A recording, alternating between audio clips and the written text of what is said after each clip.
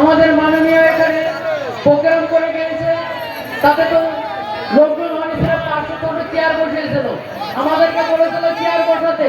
আমরা কিন্তু চেয়ার বসাইনি, কারণ চেয়ার বসালে মানুষের বসার জায়গা দিতে পারতাম না, ওই জন্য চেয়ারের ব্যবস্থা করিনি। তা আমরা জানি যারা আইএসএফটা করে তারা ধুলো কেন, যদি কাদাও থাকতো এখানে তারা বসে পড়তো।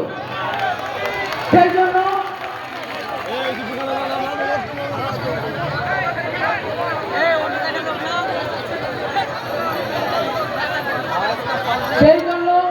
সবাইকে বলবো যে এই ভণ্ডদের পাল্লায় পা দেবেন না।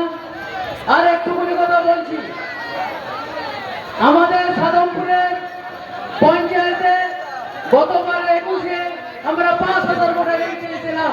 এবারে সাধারণ মানুষের কাছে গিয়ে গিয়ে যে সফলতা আমরা পেয়েছি, এবারে কমসে কম 6 থেকে 7,000 ভোটে আমরা লিড দেবো এই সাদমপুর পঞ্চায়েত থেকে।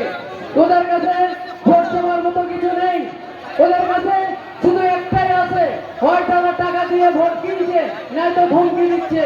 তা বাড়ি বাড়ি যাদের ধমকি দিচ্ছে, ধমকানি চমকানি আর বেশি দিন চলবে না।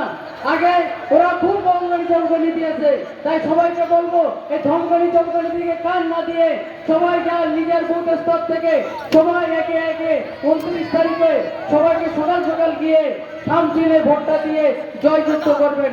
এই বলে আমার সংক্ষিপ্ত বক্তব্য শেষ করলাম। ধন্যবাদ সাহেবকে। এখন আপনাদের সামনে বলবেন সারা ভারত ফরওয়ার্ড ব্লকের জেলা নেতৃত্ব কমরেড নজরুল ইসলাম গোলদার। আমি নজরুলদাকে বলবার জন্য আহ্বান করছি।